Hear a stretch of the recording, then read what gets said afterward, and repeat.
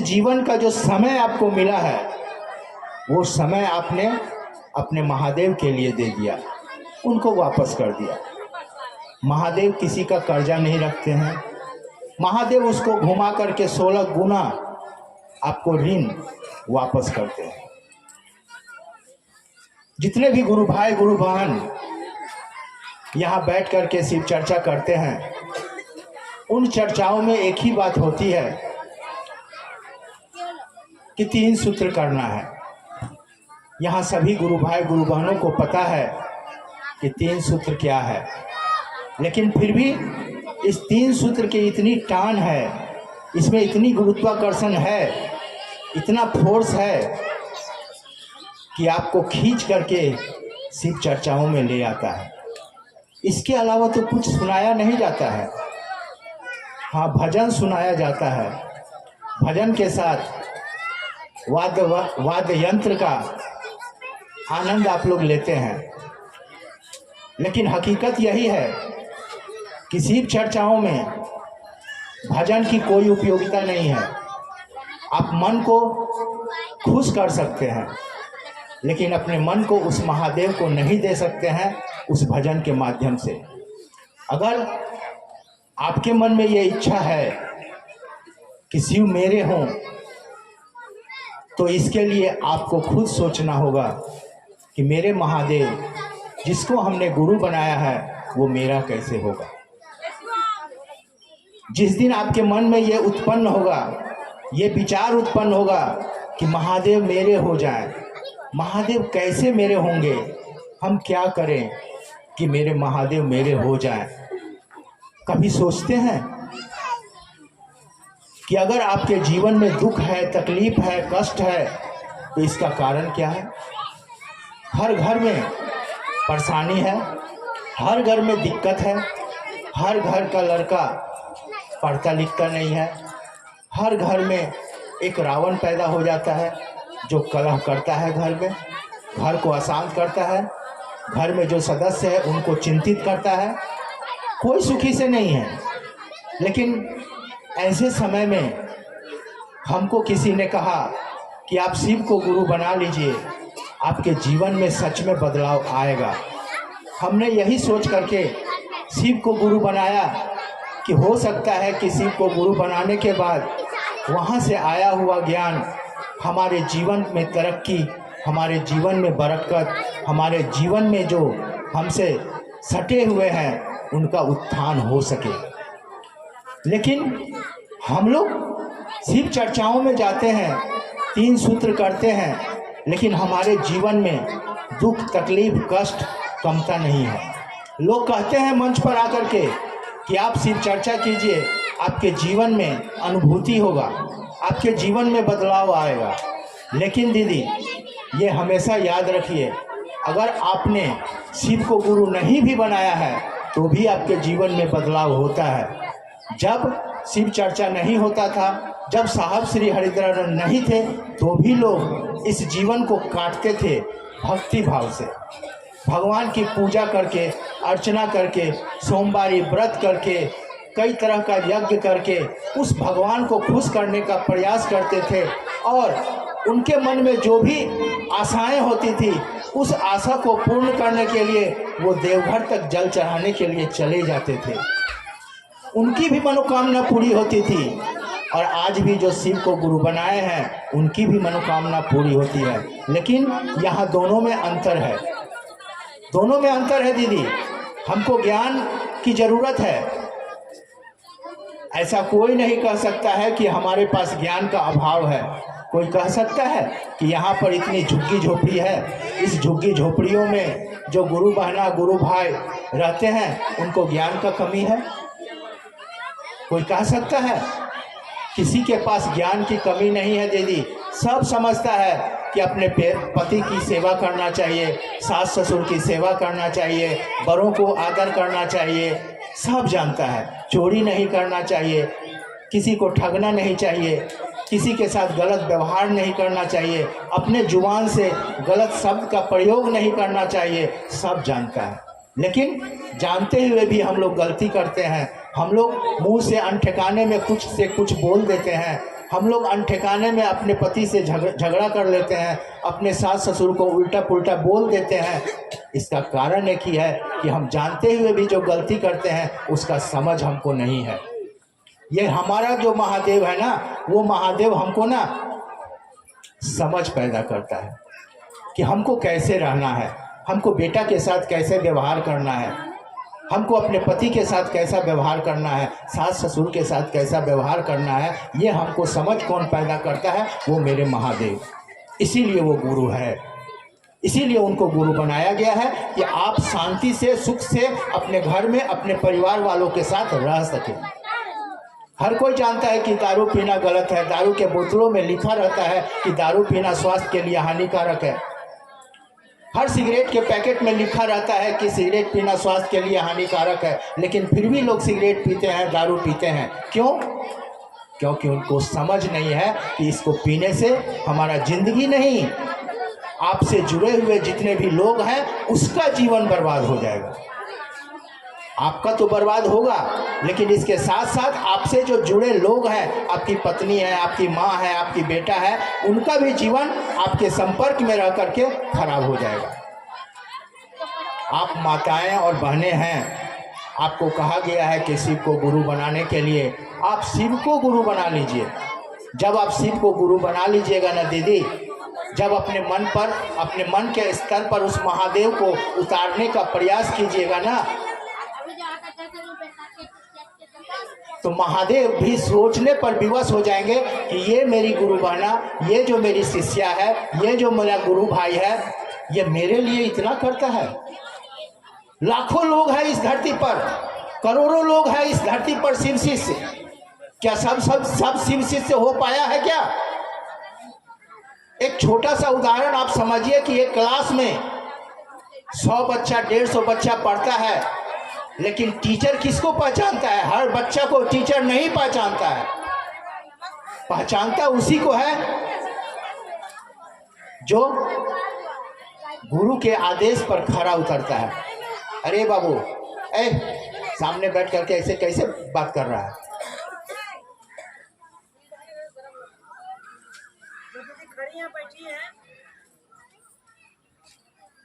Class का जो teacher होते हैं ना, उसमें बहुत सारे बच्चे होते हैं, 100 बच्चे 150 बच्चे एक क्लास में पढ़ते हैं, लेकिन टीचर सबको नहीं पहचानते हैं।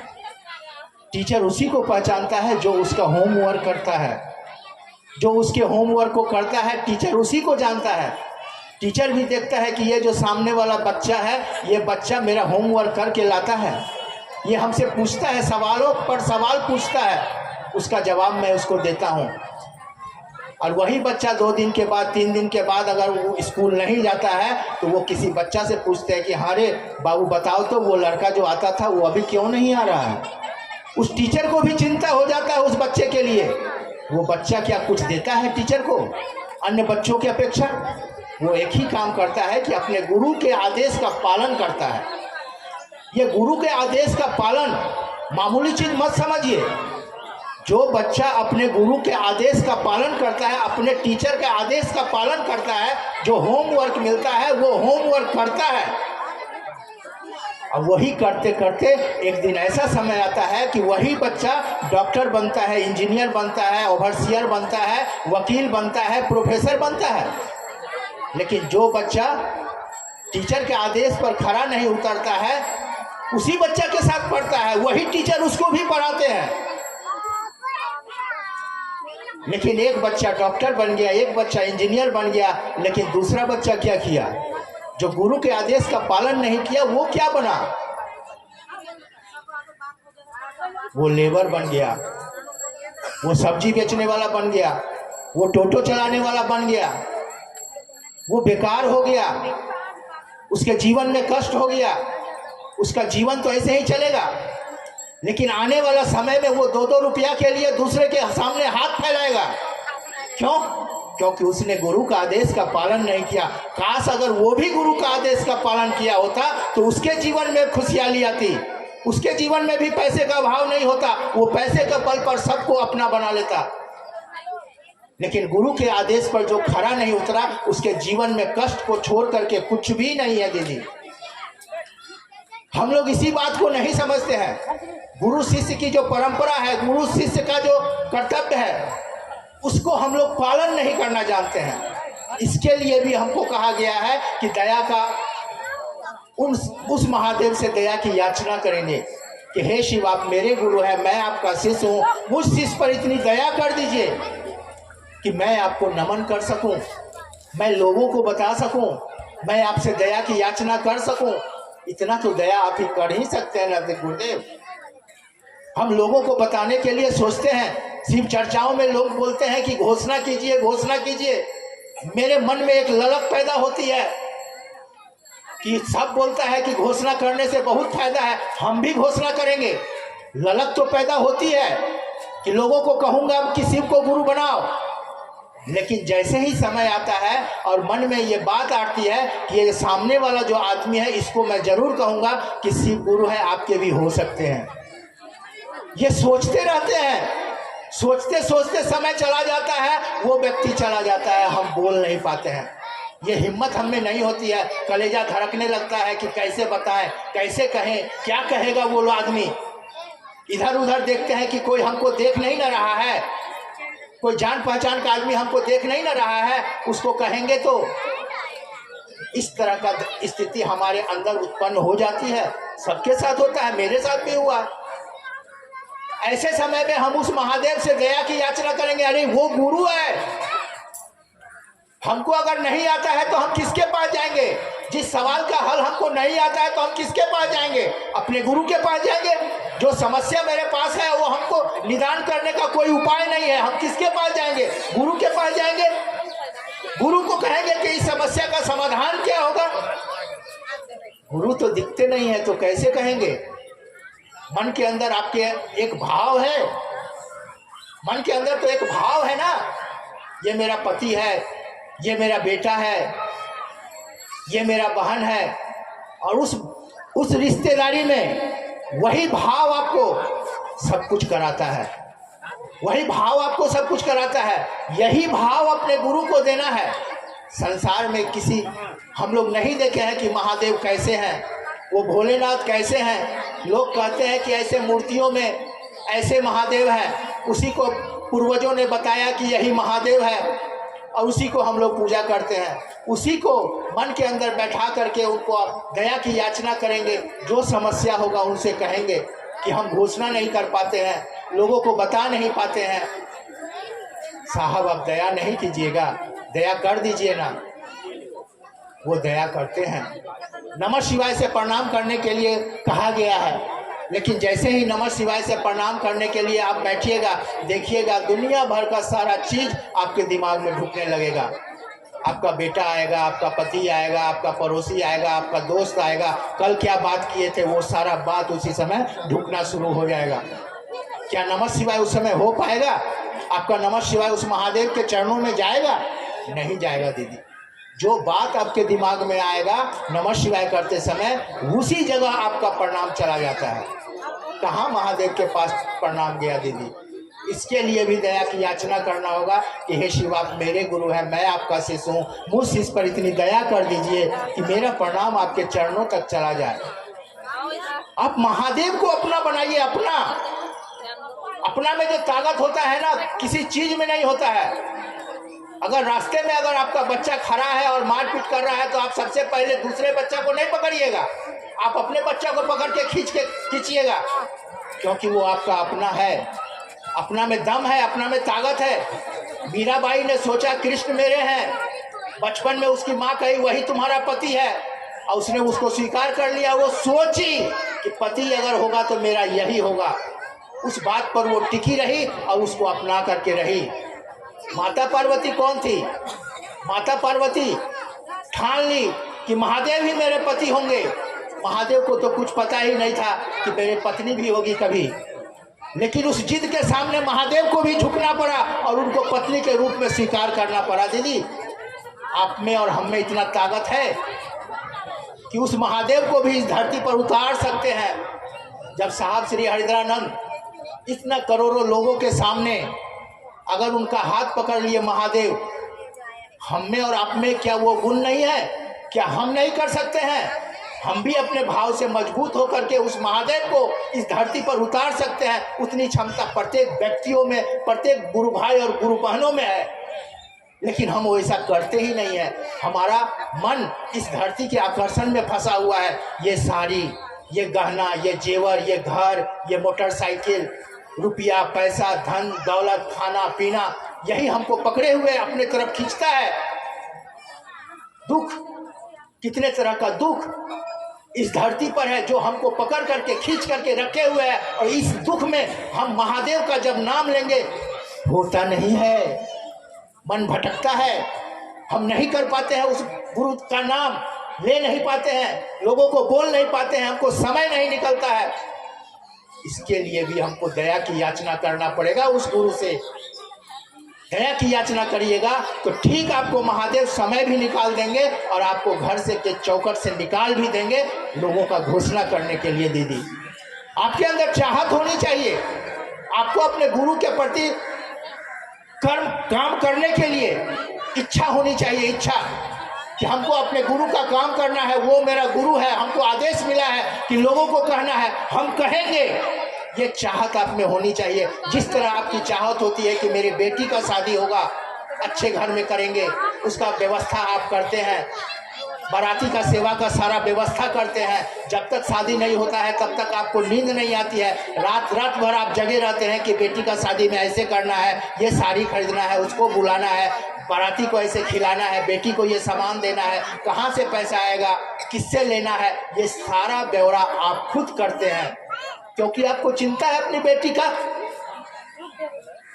आपको नींद नहीं आता है क्या? महादेव का काम नहीं होता है? महादेव का 3 सूत्र का पालन हम लोग नहीं करते हैं? ऐसी चिंता हमको होती है क्या? आराम से खाते हैं, आराम से सोते हैं, फैन चला लेते हैं, एसी चला लेते हैं, खर्राटे मार करके सो जाते हैं। महादेव का काम हो चाहे नहीं हो, कोई बात नहीं है। ऐसी विचारधारा हमारे मन के अंदर है दीदी, और यही हकीकत है। इस हकीकत को आप झुठला नहीं सकते हैं। जिस दिन आपको उस महादेव से प्यार होगा, जिस दिन उस महादेव के प्रति आपके मन में श्रद्धा उत्पन्न होगी, जिस दिन महादेव के लिए रोइएगा कि आज हम काम नहीं किए हैं, लोगों की घोषणा नहीं कर सके हैं, और रोइएगा कि एक भी आदमी नहीं मिला है हमको घोषणा करने के लिए, उस दिन महादेव जहां भी इस धरती पर, इस ब्रह्मांड में जहां भी होगा, आपके समक्ष आकर के लोगों को सामने खड़ा करेगा और आप घोषणा कीजिएगा। दीदी, इतना पावर है हम लोगों में।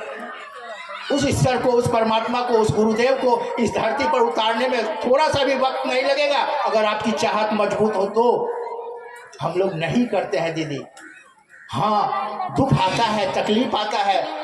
जब दुख और तकलीफ आता है ना, तो आपके मन में एक ही विचार आता है कि साला इतना दिन से चर्चा कर रहे हैं, इतना 10 साल से 15 साल के शिव को गुरु बनाए हैं, और हमारे जीवन में ही इतना कष्ट है। कोई मर गया घर में, कोई किसी को कुछ एक्सीडेंट हो गया, आप टूट जाते हैं। आप क्या करते हैं? ना बाबा ना, अब हम शिव चर्चा नहीं करेंगे, बहुत शिव चर्चा कर लिए, महादेव हम ही को दुख देते हैं।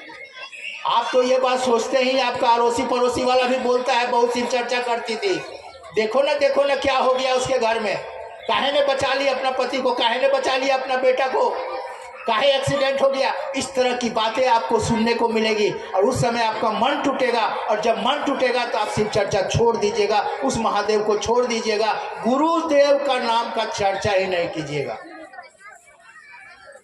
ऐसे वक्त में उस महादेव की जरूरत होती है। आप ऐसा काम कीजिए, ऐसा काम कीजिए कि गुरु आपका हाथ पकड़ ले, और जब गुरु आपका हाथ पकड़ लेगा, आपके जीवन में कितने भी तकलीफ आए, कितना भी दुख आएगा, आप महादेव से हाथ छोड़ा नहीं पाइएगा दीदी। वैसा हमको काम करना पड़ेगा, उस 3 सूत्र पर हमको उतरना पड़ेगा। ये 3 सूत्र क्या है? ये 3 सूत्र हमको ठहराव की स्थिति को उत्पन्न करता है। वो हमारा मन उस महादेव के चरणों में टिकाने की ये विधि है, ये और कुछ नहीं करता है। हमारा मन उस महादेव के चरणों में टिक जाए, उसका ये रास्ता है। आज जिसके घर में अनाज नहीं है, जिसके घर में रोटी नहीं है, जिसके घर में खाने का कुछ भी नहीं है, अगर वो शिव को गुरु बनाता है और उसके जीवन में अगर बदलाव नहीं आ रहा है, अगर सही ईमानदारी से वो 3 सूत्र को करता है, उसी घर से भंडारा भी निकलता है। वो महादेव मेरे ऐसे हैं दीदी। महादेव को ऐसे वैसे मत समझिए। जिसने इस ब्रह्मांड की सृष्टि की, जिसने आपको सांस दिया, जिसके बदौलत आप चल रहे हैं, जिसके बदौलत आप चल रहे हैं, जिसके बदौलत इस धरती पर आप आए हैं और जिसके बदौलत आप इस धरती से जाइएगा, वो ऐसे वैसे गुरु नहीं है। वो गुरु बहुत मजबूत गुरु है। उसको सिर्फ अपना बना करके देखिए और 3 सूत्र पर खरा उतर करके देखिए। आपके जीवन में अगर बदलाव नहीं किया महादेव, छोड़ दीजिएगा चर्चा, मत कीजिएगा, महादेव को भूल जाइएगा और ना ही किसी को कहिएगा। करके देखिए, बहुत मजा है। शिव चर्चा मामूली चीज नहीं है। इस कलयुग में अपने आप को बदलने की प्रक्रिया है। आपका वाणी मधुर हो जाए, आपका रहन सहन अच्छा हो जाए, आपका खान पान अच्छा हो जाए, आपका व्यवहार लोगों को पसंद आए, इसी का नाम शिव चर्चा है। अगर आप शिव चर्चा करते हैं, आपके वाणी में मधुरता नहीं आई है, आपके रहन सहन में मधुरता नहीं आई है, आपके खान पान में बदलाव नहीं आया है, तो बेकार है शिव चर्चा। ऐसा शिव चर्चा आप मत कीजिए। इतना ही कहकर मैं सभी गुरु भाई गुरु बहनों को फिर से एक बार प्रणाम करता हूँ। मेरा प्रणाम स्वीकार करो।